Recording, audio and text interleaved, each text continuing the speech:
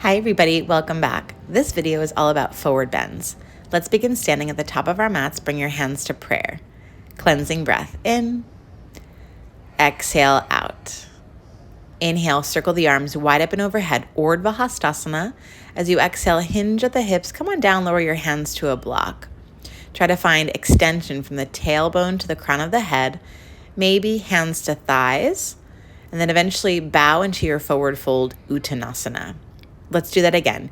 Inhale, halfway lift, hands to shins, thighs, or a block. Exhale, bow forward, forward fold.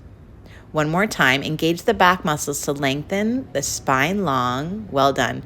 And then exhale, hinge at the hips, bow down, Uttanasana. Let's stay down this time, bend the knees generously. Shift the hips so they stack over the knees, knees over the ankles, so the joints stack one on top of the other.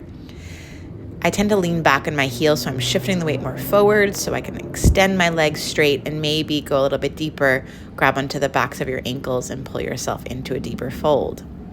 Lovely. Halfway lift, hands to hips, squeeze the shoulder blades, and then rise with a flat back to stand. Good. Turn to the side of your mat for Prasarita Padottanasana. Circle the arms wide open overhead as you inhale. Hinge at the hips, swan dive down, wide-legged fold. Hands to the mat, bend the knees for a moment. Try to move your legs towards straight. Again, aligning the joints, hips in line with knees, knees in line with ankles, and then hinge at the hips, bowing forward. Maybe grab onto the outer shins, outer ankles, or outer heels, and then bend at the elbows. Use the bicep muscles to pull you into a deeper fold. Lift the sitting bone up and lower the crown of the head down. If you have a tendency to lower your head naturally, then shorten your stance.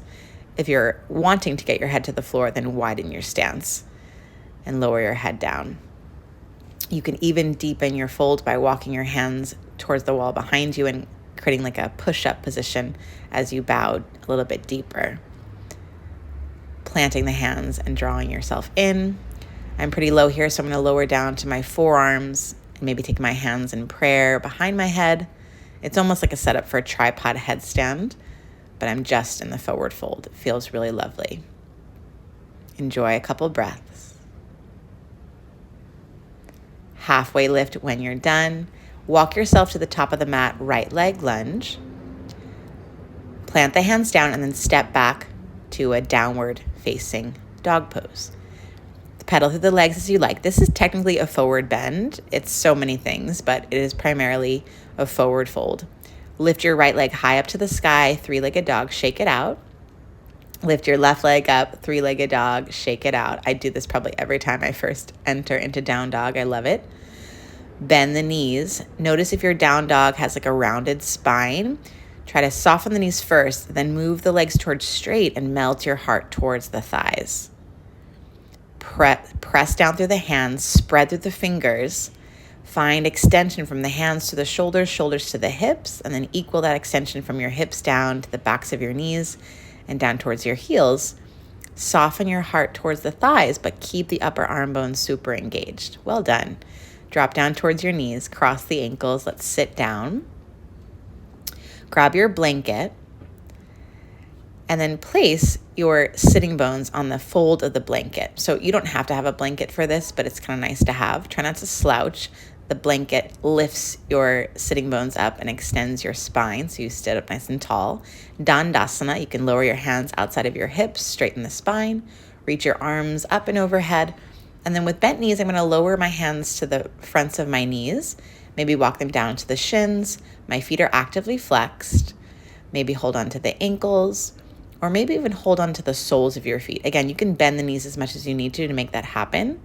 But then you're going to lengthen your spine, move the spine towards straight, maybe press through the heels, lengthen the spine long, maybe straighten the legs fully. And I've even placed a block in front of my feet for a little bit of a deeper expression. And then when you feel like you've hit your edge, you can come on down to what we call Paschimottanasana, seated forward fold. We do this same position, obviously standing like we did a moment ago. So it's a little bit harder because the hips are fixed on the floor, which makes it a little bit more complicated, but you've got props to support you. And you do this a bunch in a standing fashion. So It's familiar once you get to the forward fold seated. Good job. Lengthen your spine to sit up. Let's move the blanket to the side of the mat and go ahead and face forward. Let's try Upavishta Konasana. So basically the same thing what we did standing, but now seated.